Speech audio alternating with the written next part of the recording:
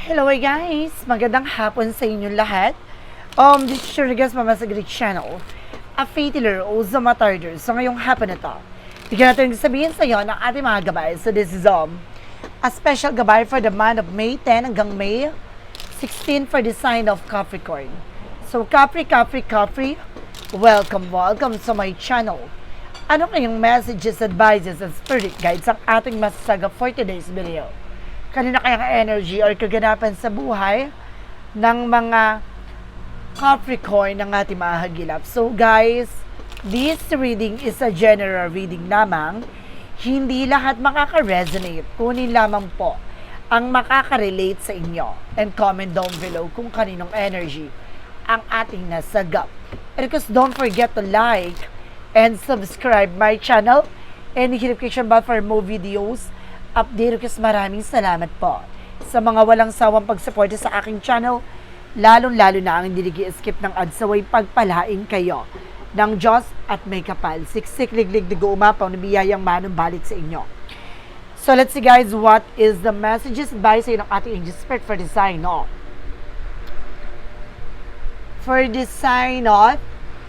Capricorn. So let's see and watch this. Ano kaya kaganapan sa buhay ng mga Capricorn ng ating mga gilap tuklasin? At bubulabugin natin angel spirit. Let's give information po.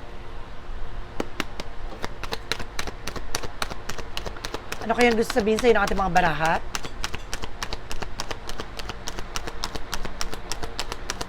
Okay. So there's a sign of kavita happiness. So magiging masaya at magiging maligaya ka na this time. So this is the moment para mag-umapaw ang kaligayahan na mararanas at matatamasa mo. No, there's a Queen of Swords. No, clear the boundaries. No, lilinisin mo yung mga bagay na makakasira ng iyong mental health. No, kumbaga po protection at papangalagaan mo na yung sarili mo. Titingnan mo na agad yung magiging posibilidad, no, ng kalalabasan ng mga eksena na to. And there's a Queen of Wands. Confident, no, lalakasan mo ng loob mo, magiging matapang ka na this time. No, aalisin mo ni pag-aalinlangan, pagdadalawang isip, no, at bago-bago ng isip. What is additional messages?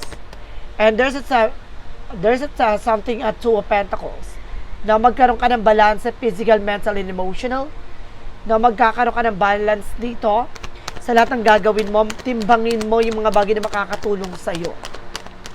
And there's the Queen of Pentacles. Pagdating sa finances, kailangan maging secure ka. And because pwede ka rin dito mag-business, no?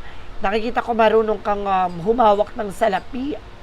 Now, pwede kang magtayo ng business, negosyo. And there's a Devil card. Now, there's something, guys, with a black magic involved. Meron talagang black magic dito with the Capricorn, guys. Hindi talaga nawawala in every reading natin, laging may ganyan. What is the Ten of Cups? Represent with the High Priestess. So, there's something, guys, with a hidden agenda or hidden enemies. No, hindi siya natutuwa sa nagiging masaya ka. No? Kung ano yung nangyayari sa'yo, hindi siya natutuwa. What is the Queen of Swords? Represent with the Six of Cups. Now, there's something, guys, with a friend of yours, or there's something, a co-workers, no? Ibig sabihin, huwag ka nagtitiwala. No? Huwag ka nagtitiwala sa mga tao na yan. No, there's an evil eye. No? Some of them, gumagamit pa sila ng telepathy para masundan at masubaybayan ka. Now, step up the way. What is the Queen of Wands? There's a Three of Wands. Now, there's a waiting for a ship, no? Kumbaga, naghihintay ka ng document papers dito na maaaring dumating na. There's a travel dead. What is the Two of Pentacles? Represent, guys, with the Moon card. A truth reveal. No? Timbangin mo yung mga bagay na makakatulong sa'yo para sa pagtupad ng mga pangarap mo. Lahat ng mga bagay na ito malalantad. Lahat ng mga bagay na ito ilalahad. Ipapakita. What is the Queen of Pentacles? Reference with a strength card, with a confidence. So, kailangan lakas mo loob mo, maging matapang ka. Alisin mo yung takot at pangamba mo dito. No? Ibig sabihin dito, ilaban mo. Kung gusto mo mag-business, ilaban mo yan. Huwag ka matatakot. What is the Devil card? The Devil card represents a high friend. No? There's something, guys, with something, a lesson learned. And of course, there's a religious factor. It means, meron talagang gumawa ng orasyon sa'yo Kaya nakakaranas ka minsan para ka nilalamig. No? Na para ka nadidrain. No? Parang nawawala ng hangin yung utak mo. Ganun siya. No? So let's see what is additional messages. Now with the 10 of Cups, Circus Diaphysis. Some of you pa nga daw tumitigas sa mga braso. No? And there's a 7 of Wands. Protection at pangalaga mo yung sarili mo dito. No? Dahil, kumbaga, ang laki talaga ng inggit sa'yo nito. Nasa paligid mo lang siya. What is the Queen of Circles? The 6 of Cups. Represent with the 9 of Wands. Na magtiyaga ka lang, no? Magtiyaga ka lang kasi hindi naman sila ang pinunta mo dyan.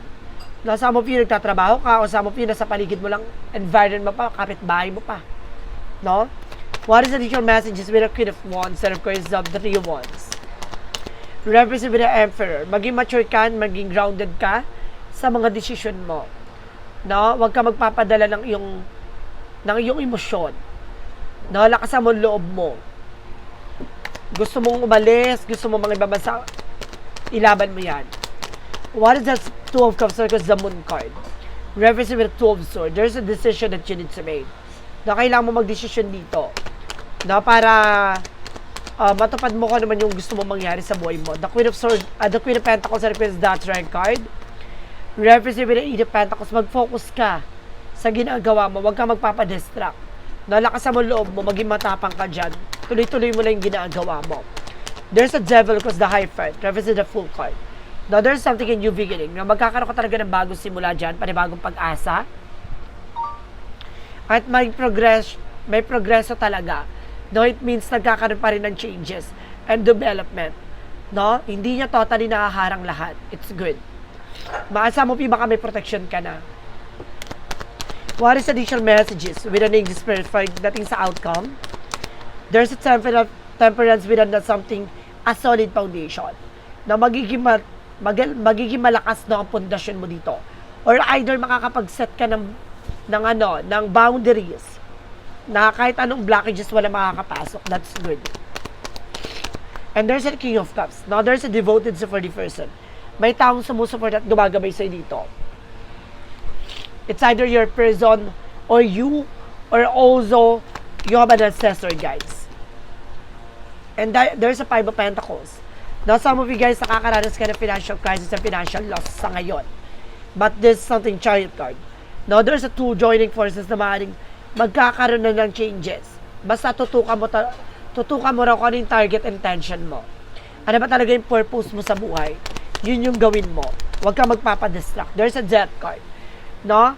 There's a something and ending in your beginning. Matatapos ang kahirapan mo dito. No? Magkakaroon na ng something pagbabago.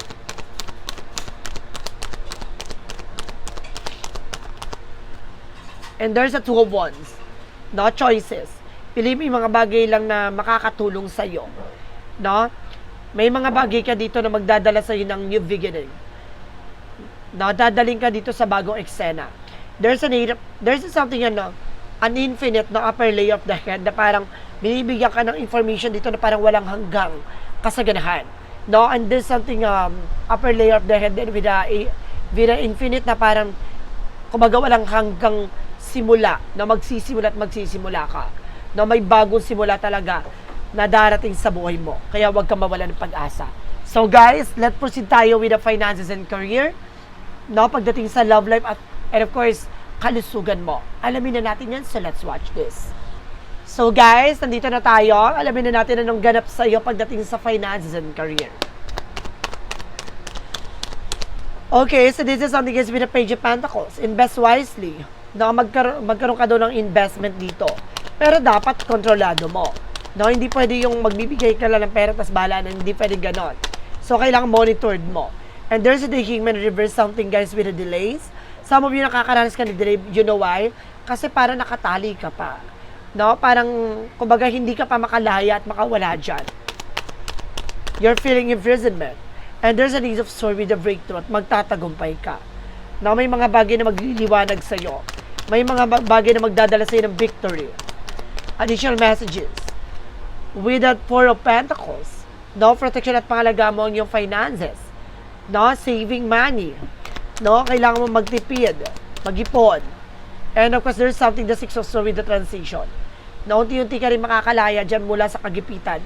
Meron talaga ako nakikita with an infinite talaga. No, something na parang, kumbaga, walang hanggan. Na parang everlasting. Let's see what is the additional messages. So, there's an Ace of Cups. No? Related din dito ang love life mo. So, ibig sabihin, maaaring konektado ang love life at career mo. So, let's see. About naman tayo sa love life. There's a Nine of Pentacles with a blossoming. So, siya din na makakatulong sa'yo para lumago ka.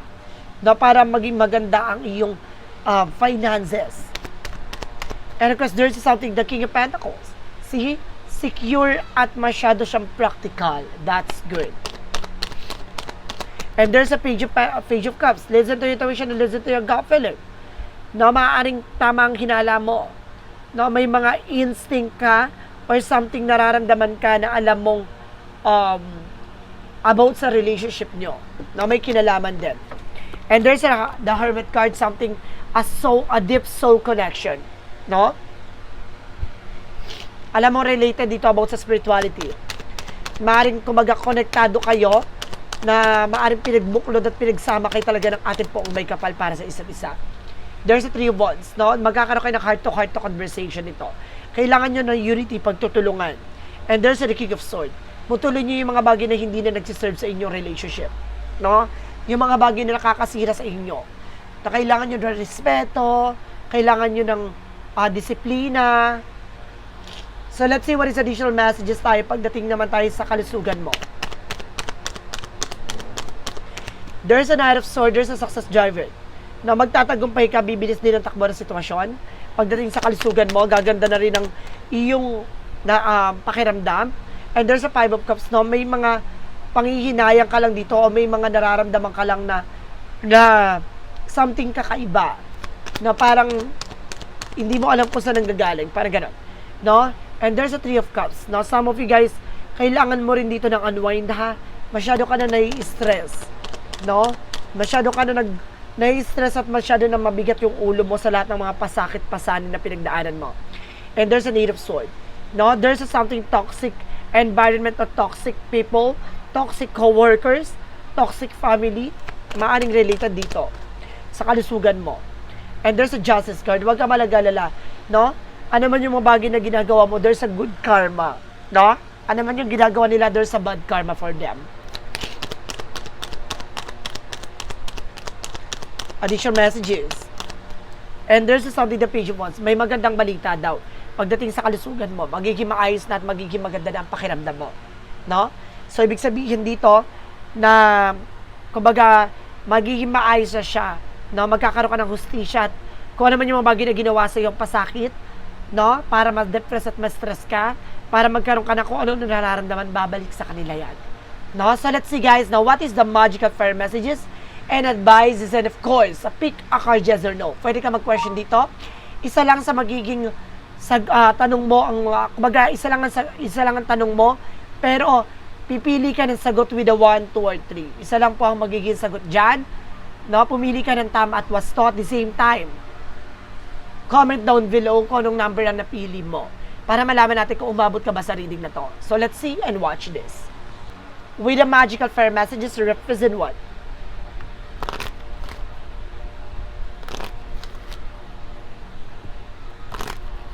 With the magical fire messages,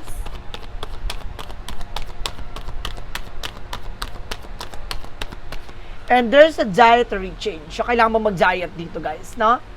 Kailangan mo mag-diet, na iwasan mo yung kakala mo na mukha na kung ano-ano. And there's something spring with the blossoming. Bibilis din ang takbo ng sitwasyon, na mamumulaklak din lahat ng mga bagay na pinaghirapan mo. No, yayabong din yan. And this something debt paid off. See? Lahat daw na mabibigat, bitawan mo. Lahat ng mga bagay na naging pasakit sa'yo, pakawalan mo. No, gagaan ka. What is the yin and yang oracle card? Represent what?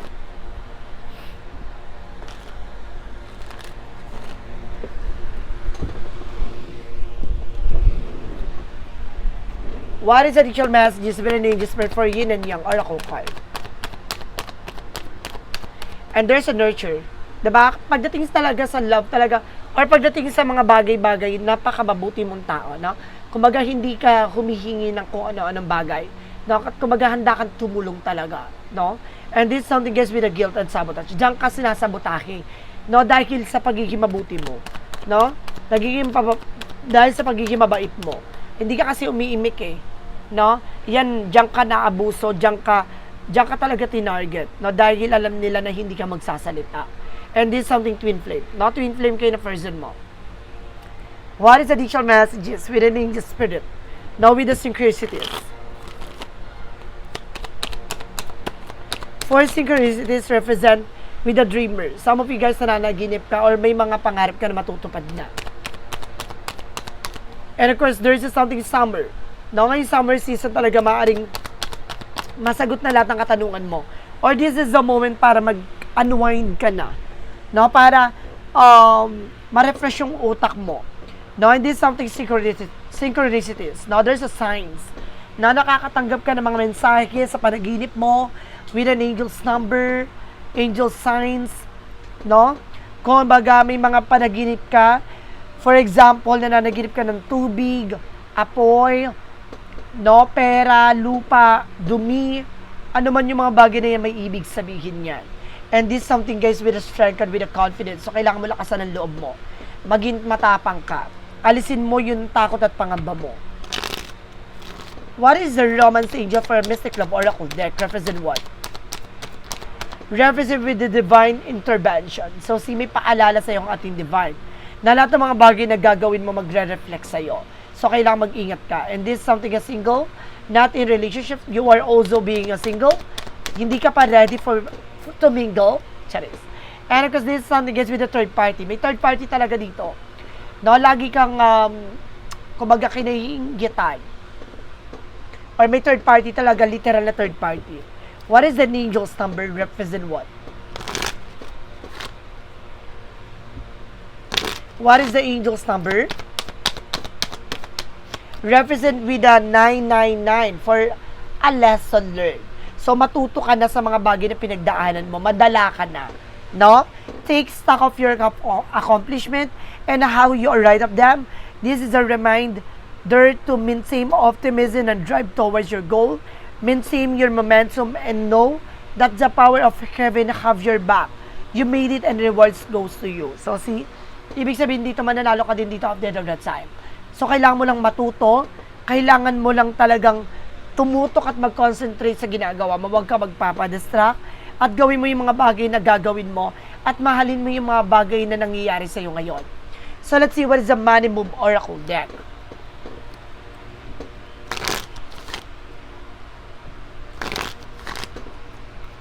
With the Money Move Oracle deck represent with the duality. Now, there is something, don't lose your vigilance. Do not forget about the dual nature of people. Ganun talaga. No? Dalawa ang, kumbaga meron talagang dark side and of course, there is a light side ng isang tao. No? Hindi laging mabuti at hindi laging masama. So, it means, kumbaga, kailangan maging transparent ka sa sarili mo na maging flexible ka at the same time. No? Na kailangan tutukan at of course, protectionan mo rin yung sarili mo from other people. No? Kaya kailangan, kumbaga, mag-isip ka ng mga bagay para sa sarili mo, no? Hindi na para sa kanila. No, kaya ka dyan sinasabotahin. Kasi dahil din sa pagiging mabuti mo, pagiging mabait mo, na kumbaga hindi mo na nalalaan, hindi mo na parang napapakiramdaman na meron na palang nangyayari behind your back. No, kaya nasasabotahin ka. And what lies beneath with the hidden future? Ano yung mga bagay na nakatago sa hinaharap mo? And of course, there is something keeping a promise. Na may mga pinangako dito na maaaring napako. O meron dito mga pinangako na hanggang ngayon pinangahawakan mo pa. So let's see what is the path of the light. Represent what?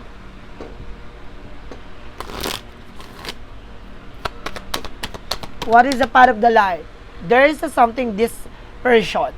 I take one step at a time, focusing on the present moment. I release all doubt and fear, allowing peace to flow into my life, and I trust the journey and embrace calm. So see, that's good, no? Kumbaga ngayon talagang pinapakawalan mo na, no? Kumbaga nagko-concentrate ka sa ginagawa mo at tinalis mo na yung mga magiging balakid, no, sa pag-abot ng mga pangarap mo. That's good.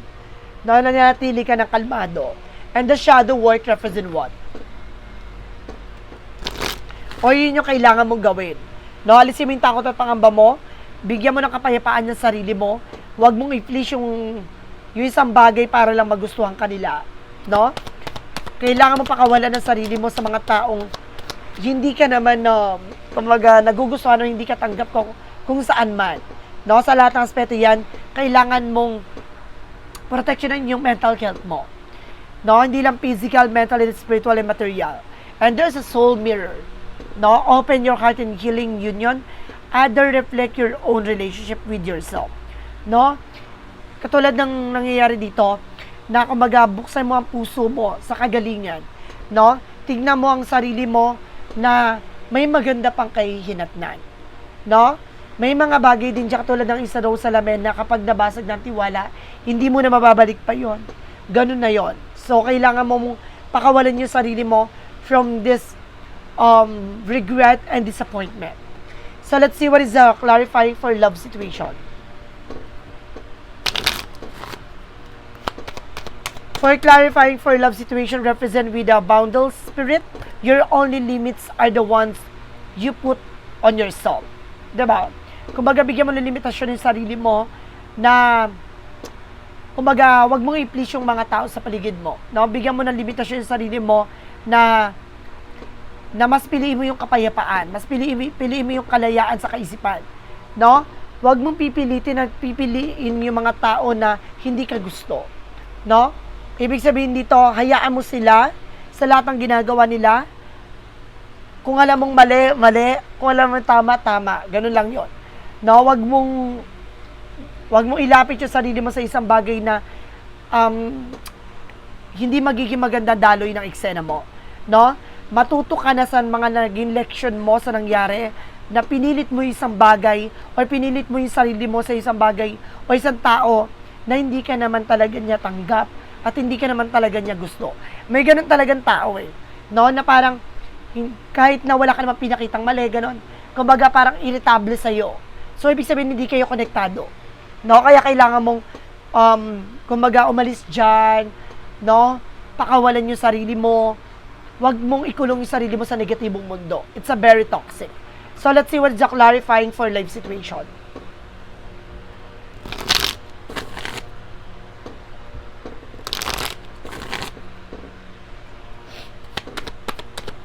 What is the clarifying for life situation represent with inner vision? No? Cut through the fog of confusion with your power of discernment. Diba? Putulin mo yung mga bagay na magsisilbing harang, no? At magpapagulo sa sarili mo ng mga bagay na nakikita mo, no? Kumbaga may kakayanan ka eh. May kaalaman ka na makita yung magiging posibilidad. No, mayroon kang kaalaman na makita mo kung naman yung mga mangyayari sa iyo in the near future, no? Kumbaga mayroon kang pangarap eh.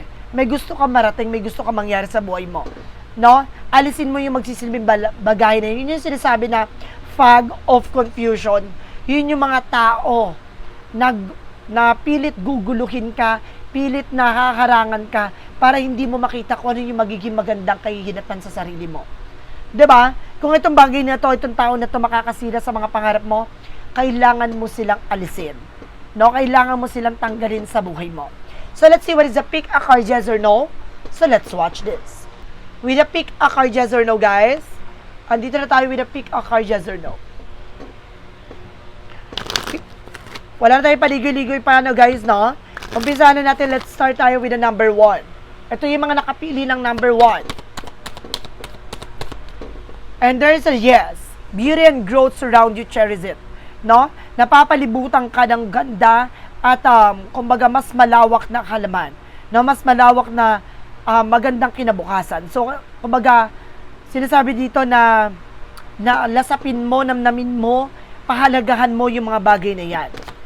So, let's see what is the number 2. Huwag mo ikulong daw yung sarili mo sa mga negatibong mundo, ha? May magandang bukas, may magandang nakalaan para sa'yo. Yun ang kailangan mo tutukan. Huwag mo ipagsiksikan yung sarili mo sa mga taong hindi ka naman gusto at hindi ka dapat para sa'yo. And there's a number 2, there's a no, feeling fragment cracking under pressure. No? The more na pinipilit mo, the more kang masisira. The more na mawawala ng tunay na ikaw. No? Mawawala yung buong pagkatao, mawawala yung passion mo sa isang bagay na yan. So, kailangan mong palayaan yung sarili mo dyan dahil unti-unti ka niyang sisirain. Ganun ang toxic. Or ganun yung negative. What is the number 3? There's something, yes. Golden opportunities, cloud lifting, clear sky. So, see? Ibig sabihin dito, may magandang opportunities na darating sa buhay mo. No? Maaaring, kumbaga nakikita mo, no, nasisilayan mo na, malayo ka na sa dating ikaw, na nakikita mo na, kung hindi ka umalis dyan, no, maraming, kumbaga mararanasan mo yung mga nararanasan ng iba. No? There's a lot of, yung cloud na sinasabi na yan, yung sinasabing fog, no? Yung sinasabi na parang, ang labo-labo, no, na hindi mo nakikita yung sarili mo sa mga bagay na yon. So ngayon, inalis ka doon, nakita mo na yung mga magagandang opportunity na para sa'yo talaga. Kung hindi mo pinalaya yung sarili mo sa mga tao na yan, nakakala mo masaya ka sa kanila, nakakala mo sila yung makakasama mo for good, nakakala mo sila yung makakatulong sa'yo, nagkakamali ka. Dahil hindi mo pa alam ang totoong eksena, dahil wala ka pa sa exciting part. No, bibigyan niya na mas maganda at mas makulay na mundo ang buhay mo. Kaya magtiwala ka sa ating Poong May Kapal, gawin mo yung mga bagay na makakabuti sa'yo at gawin mo yung mga bagay na magpapalawak, no, sa sarili mong kapakanan. So guys, this is a special gabay for the month of May 10 hanggang May 16 for the sign of Capricorn. So Capri, maraming salamat for this wonderful reading. So once again, this reading is a general reading namang hindi lahat makaka-resonate. Kunin lamang po ang makaka-relate sa inyo and comment down below kung kaninong energy ang ating nasagap. Because don't forget to like and subscribe my channel and hit the notification bell for more videos update. Kasi maraming salamat po sa mga walang sawang pagsuporta sa aking channel, lalo-lalo na ang hindi nag-i-skip ng adsaway pagpalain kayo ng Diyos at May Kapal, siksik, liglig na gumapaw na biyayang manong balik sa inyo. At maraming salamat po in see the next video. Bye-bye and babush!